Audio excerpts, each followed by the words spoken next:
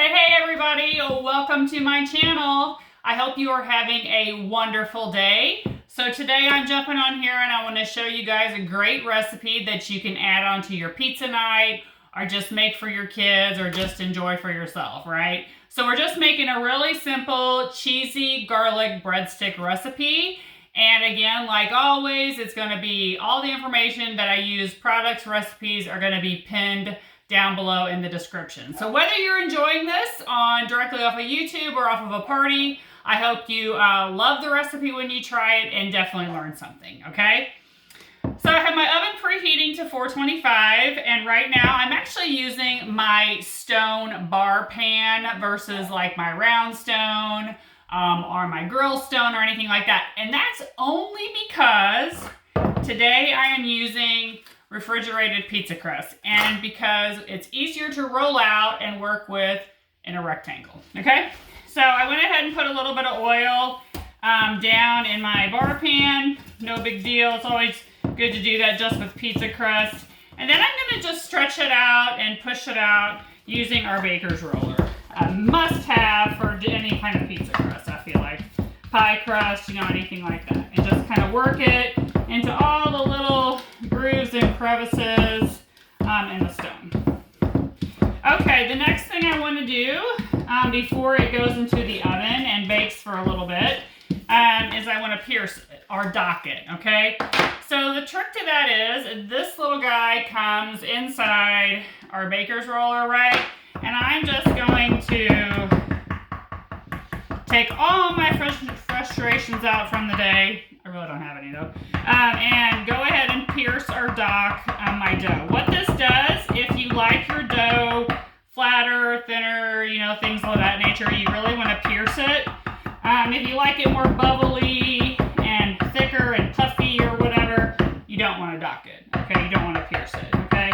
But for this recipe, because I kind of want my crust to be more flat and thin, I really want to pierce it, okay? So I love this little tool that comes with this baker roller. It's highly helpful. I have lost it a few times or whatever.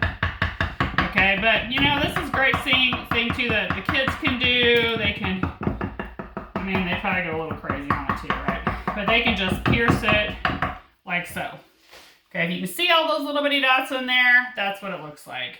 So now I'm going to go ahead and put it in the oven for about, I think it's 16 minutes, and then I'll bring it back out and we'll go ahead and put our toppings on. I'll be right back. All right, you guys, I have my crust in the oven right now. It's going to bake in there at 425 for about 17 minutes. In the meantime, I'm going to prep my cheese and get that ready because obviously it's cheesy breadsticks, right? So I have a block of cheese here, and I'm going to grate it. I used to buy shredded cheese in the bag. Not anymore, you guys. Ever since I became a consultant, we don't buy it anymore. But, of course, it has to be easy. That's what I tell my customers. I don't care how great it is. It's got to be easy and fast because I don't have time to put stuff together or take forever to shred some cheese, right?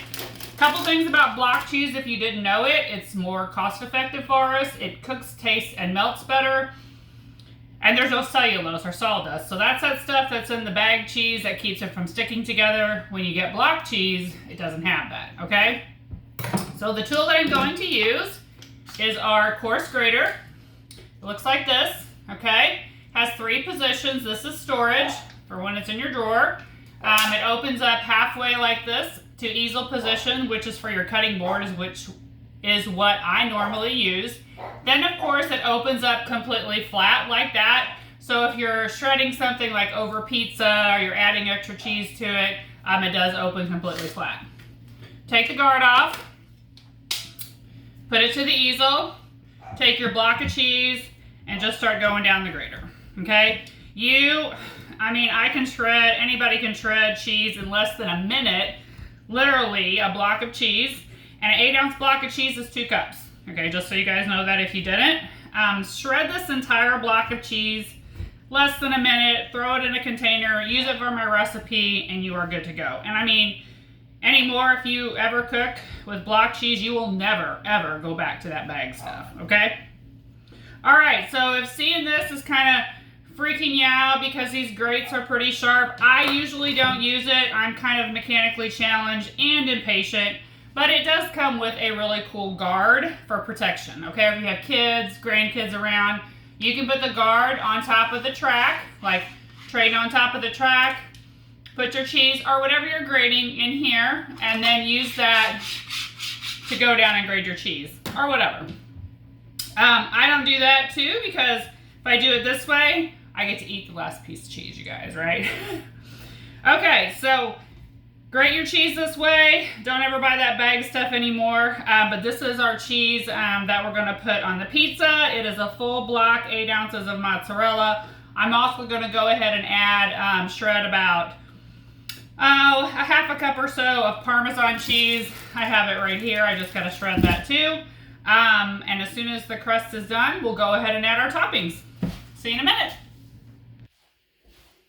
Okay, everybody, our crust is finished, and right now I'm adding some melted butter and garlic, fresh garlic that I have in my little silicone bowl here, and I'm just spreading this out on the bottom.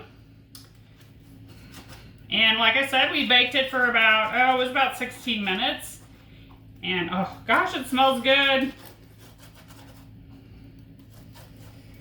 And I think I put a little bit of extra garlic on ours because I love garlic. Now, if you wanted to, keep in mind if you don't want any garlic at all, just do straight butter right here and you will be perfectly fine. Okay. So then our last step is we're gonna put our lovely cheese on there that we grated. Yum, yum. I got mozzarella and parm right here. And just cover it up, okay?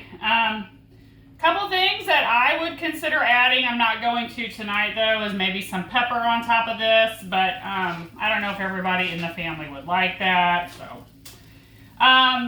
But after we have all the cheese on here, it's going to go back in the oven for about 6 minutes just to really melt and flavor together. Oh my gosh, can't wait to eat it. And then of course, you want to have some pizza sauce ready for when you take it out and when you eat it. Whether you make it, you buy it or whatever, just have some pizza sauce. Then I will add, when it comes out, some parsley, some dried parsley, and personally for our family, we like red pepper flakes. We'll add that on top of it too, but you don't have to.